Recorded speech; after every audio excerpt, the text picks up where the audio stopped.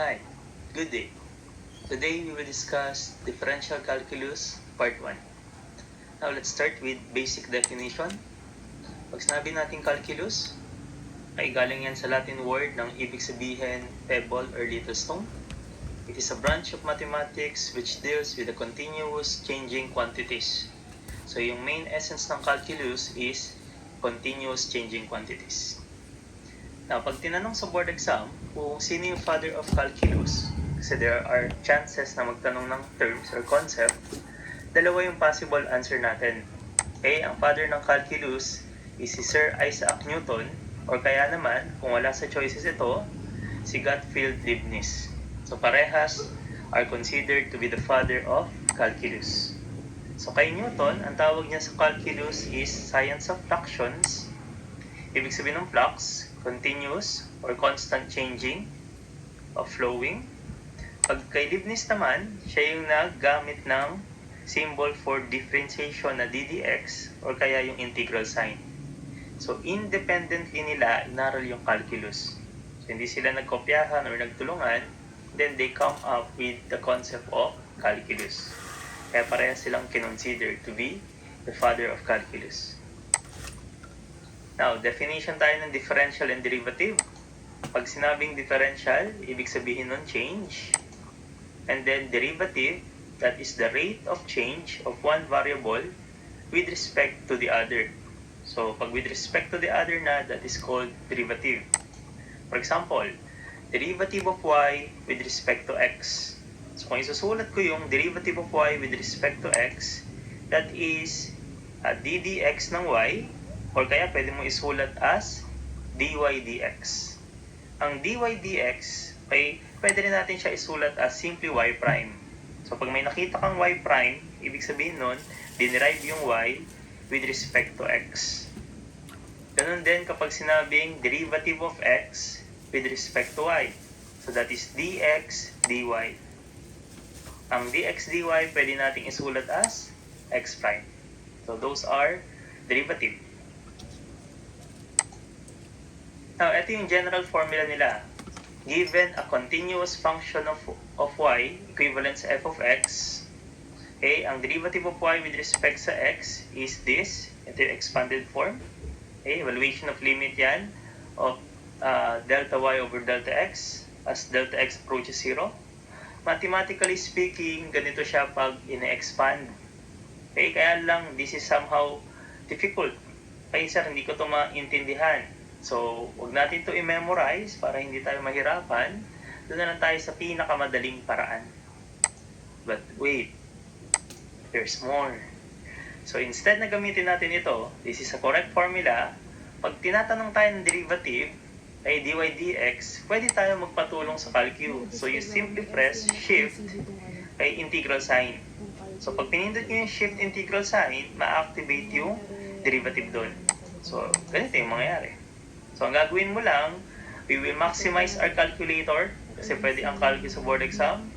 Pindutin yung shift integral sign, lalabas ito. So, dito mo ilagay yung equation given and then yung values of x kung saan siya i-derive. So, later ma-appreciate natin na gumagana yung calculator. Kaya lang, even though meron tayong caltech regarding sa derivative, still, we need to memorize basic derivative. Kasi upon application, kailangan marunong talaga tayo mag-derive. So, hindi naman to ganun kadami. So, tiyagain na lang. Meron at meron talagang kakabisaduhin. Basic derivative. So, ibigay natin yung mga basic derivative. Unang-una, the derivative of constant. So, simply, pinakamadali yan. That is always 0. Okay, derivative ng constant. Derivative ng product UB. That is u dv plus v du. Please memorize. Derivative ng quotient, u over v. So, ang palatandaan ng iba dito, low d high minus high d low over low squared. So, ganun minimemorize ng iba. So, low d high, so ibig sabihin, low yung v, ay high yung u. So, low d high, so v du, minus high d low. So, high u d low dv over low squared. So that's it. So memorize derivative ng product. Okay, mahalaga yan. Okay, memorize derivative ng quotient. So it is a must, kabisado yan. Next.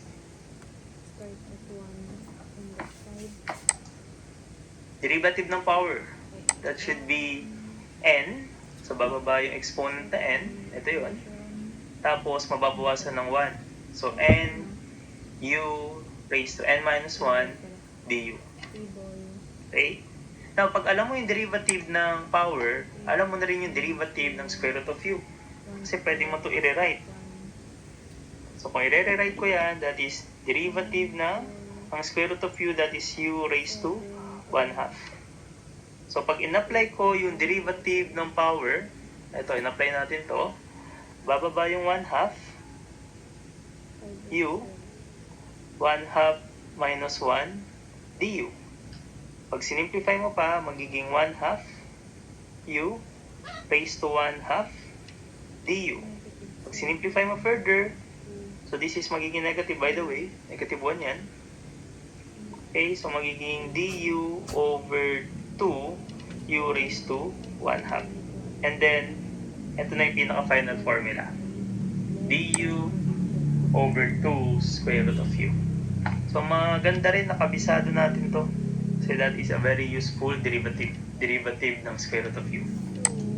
A derivative ng e to the u, that is e to the u du. And then derivative ng ln u, that is du over u. So please memorize this basic derivative. Next. Now, we need to memorize derivative of trigo functions. So, 6 lahat ng trigo functions. So, tiyagaan dito. Una kong palatandaan dito is, ang derivative na nagsisimula sa c, negative. So, malaking bagay na sa akin yun, na yung sign, maalala ko. So, derivative ng c, simula sa c, cosine, cotangent, cosecant, lahat sila, answer is negative. And then the rest are patterns. Paulit-ulit yung isulat para makita nyo yung pattern. Cosine u du, sine u du, sa tangent, tsaka cotangent, naka-squared. Secant u squared du, cosecant u squared du. Sa secant, cosecant, magkasama sila. Secant u, tangent u, du. Cosecant u, cotangent u, du. So, ito yung derivative ng 6 na trigo functions. So, tiyagain lang kasi mahalaga rin talaga yung derivative nila. Now, pag yung ating variable u, pinapaderive with respect to x, kasi nagbigay ng specific variable kung saan siya i-derive, ang mangyayari lang dito, magiging du dx. So, pag dinerive yung sin u with respect sa x, so, ang magbabago lang ito lang, magiging du dx. So, kung paano mo ito memorize, ganun lang din yung ibig sabihin dito. So, nagkataon lang, dinerive yung sin u with respect sa x, ddx. Kaya yung derivative dito, du dx. Pero yun pa din naman yun, katulad kanina. So, yung formula na ito, tsaka yung formula dito, simply the same. Nagkataon lang, very specific tayo na dinerive with respect to x. So, isang memorization lang yan. And then last is the derivative of inverse trigonometric function. Para sa derivative ng inverse trigonometric function, ang kakabisaduhin lang etong tatlo. Okay? Pagkabisado mo yung tatlo na to, alam mo na rin yung nandito. Why? Kasi nagsisimula to sa c. So, ang sagot dito, negative. So, kung ano yung formula mo dito, sa mga nandito, lagyan mo lang ng negative, yun na rin yung formula mo dito. So, ang effort mo lang, tatlo lang. So, mag-effort tayo. So, ito yung derivative sa sine, inverse u, tangent, inverse u, and secant, inverse u. Pag meron ka ng mga value dito, okay, kinabisado mo yung mga yan, lagyan mo lang ng negative sign dito. So, ang magkakapartner, sine, cosine, tangent, cotangent, secant, cosecant. So, nagsisimula sa c, so may mga negative. So, negative, negative, negative. Pero parehas lang sila na itsura. So, effort regarding sa derivative ng inverse trigo function. So those are basic formula sa derivative. Ito yung introduction. So ang kailangan na lang natin is practice problem. So memorize formula, i-transfer muna yan sa index card. Ay kailangan naglalagay tayo ng formula sa index card, and then paulit-ulit natin siyang sinusulat tsaka ginagamit. Once kabisado na natin, apply natin to sample problem. Problem number 1. What is the first derivative with respect to x of the function g of x equivalent sa 4 square root of 9? Now, by observation, kita naman natin na yung 4 square root of 9 is a constant. So, ito yung pinakamadaling tanong. Constant yung given. Now, since constant yung given, alam nating lahat na ang derivative ng constant is always 0. So, definitely, we already have an answer. Kaya lang, if ever doubtful tayo, kunyari, kinabahan lang tayo sa exam, alam mo naman na 0 yung sagot, pero gusto mo lang makasigurado, you can use your calcu. So, shift integral sign, derivative. Lagay ko yung given, 4 square root of 9. And then dito, kahit anong ilagay mong data, walang problema. Any data or any number is pwede dyan. For example, nilagay ko 1. Any number, pwede 2, 3, and so on. So, kahit anong ilagay mo dyan, nasabihin sa'yo ni Calcu na ang derivative parati ng constant is 0. Problem number 2. Differentiate f of x equivalent sa square root of 2x squared plus 4x plus 1. So this is derivative ng square root of u. So if we remember the formula, ang derivative ng square root of u is du all over 2 square root of u. Kaya lang, since this is variable x, i-derive natin yung u with respect to x. So ang numerator natin, du dx over 2 square root of u. So that's it. So, direct sub ito, basta may formula tayo. Hopefully, kabisado yung formula. So, let's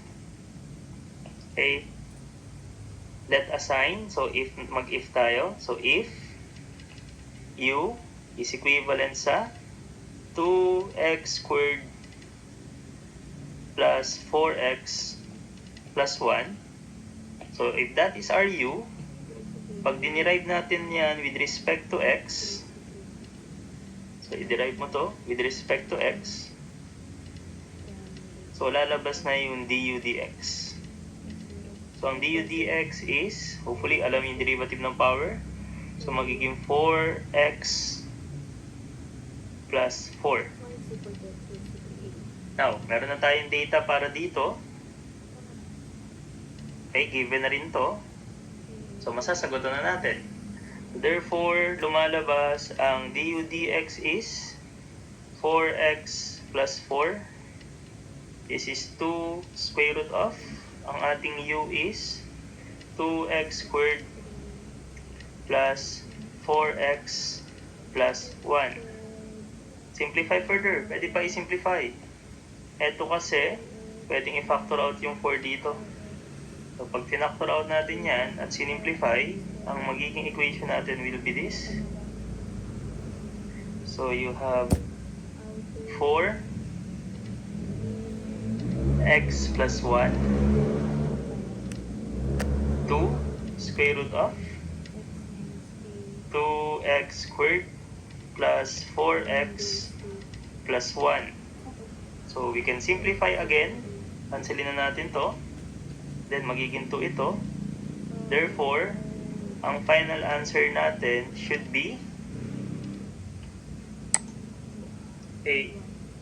2x plus 2. So, ang nangyari lang, dinistribute lang ito. So, 2x plus 2 all over 2x squared plus 4x plus 1. So, that's it. Okay, kaya lang yung solution natin pang matalino. Okay, so ang tawag namin dito, masamang halimbawa. Okay, but wait. There's more. Okay, so yung mga matatalino, walang problema. I am very confident na sundan nila yung solution. Kaya nilang ulit-ulitin all the time kahit palitan yung given. Kaya lang sa mga nahihirapan, sir, medyo hirap ako sa basic. So kung nahihirapan tayo sa ganito, kalma lang, meron tayong Caltech para sa derivative. Para hindi tayo nahihirapan. So ganito yung best way sagutan nito. So ang Caltech on the first derivative is this. First step, ang gagawin mo lang, you press shift integral sign para lumabas yung ddx. And then ilalagay mo lang dito yung given equation. Tapos regarding sa value ni x, any unique number yan. Ikaw bahalang mag-input dito ng numero, kahit ano. Okay. Ang suggestion namin, unique number, basta hindi nagmamat error yung sagot.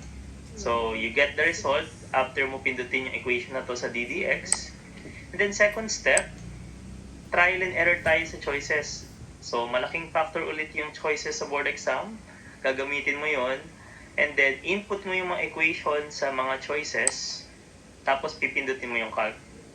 Kung ano yung inassume mong value ni x dito, yun yung ilalagay mo sa calc. And then, bottom line, you see the result. Kung ano yung magpaparehas dito sa result dito, yun yung tamang derivative. So this is our Caltech on first derivative. Nadali lang siya gamitin, kailangan lang i-try.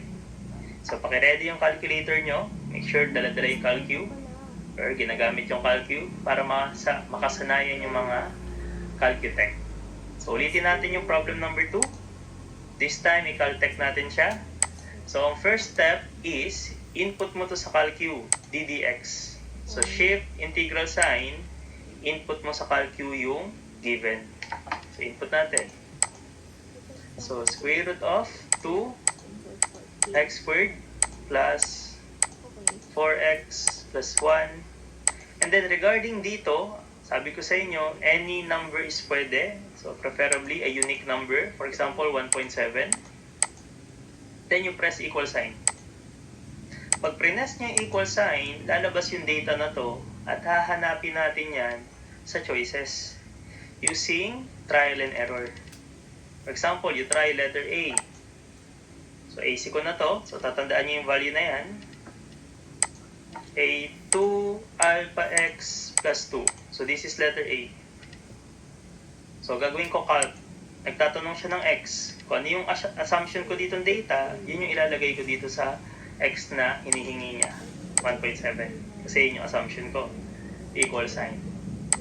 5.4 yung lumabas, I'm looking for 1.46. So, basically, mali yung A.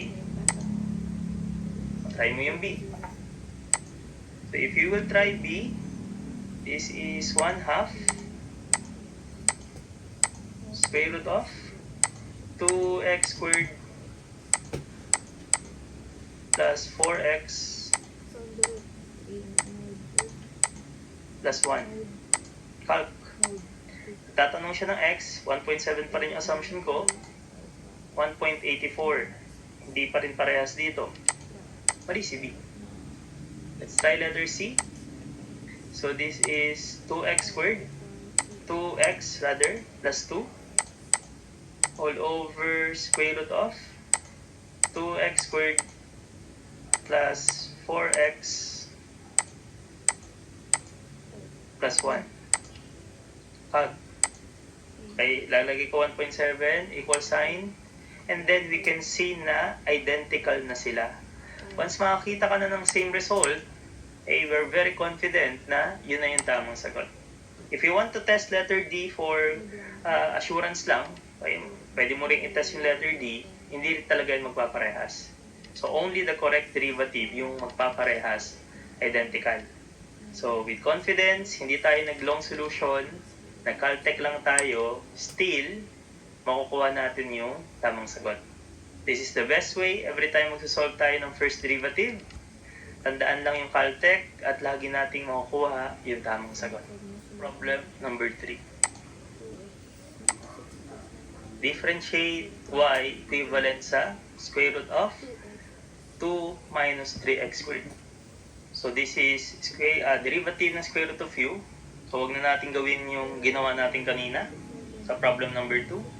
Ang tawag doon, masamang halimbawa. So, let's solve this in the best way, Caltech. So, ganun pa rin. Shift a integral sign. And then, you input the equation. So, input the equation. So, you have 2 minus alpha 3 or other 3 alpha x squared. Okay, and then, dito kahit anong number, basta hindi magmamat error. For example, ilagay ko 1, equal sign, nagmat error, so hindi pwede yung 1. 2, equal sign, hindi pwede yung 2, nagmamat error. So instead na pataas, bawasan na lang natin. So, trial and error yan. So, lagay ko 0.5. So, hindi na siya magmamat error sa 0.5. So, ang lalabas na value is this. Negative 1.3416. So, hahanapin ko yan dun sa choices. So, hindi mahirap gawin yun. Trial and error lang yon. So, input mo yung mga choices, calc. Pag nagtanong ng x, lagay mo 0.5. So, let's try letter A. So, negative 3x square root of 2 minus 3 alpha x squared. Calc. Magtatanong ng x, ilalagay ko 0.5. Equal sign. You press SD at makikita natin na identical na sila. So, since identical na yan, we can stop. Kaya ang tamang sagot, letter A. Kung gusto mong manigurado, you can press B, C, D at makikita mo yan pag press mo na hindi equal dito. Pero anyway, ang tamang sagot talaga, letter A. Again, this is the best way to solve first derivative. Use Caltech. That's it.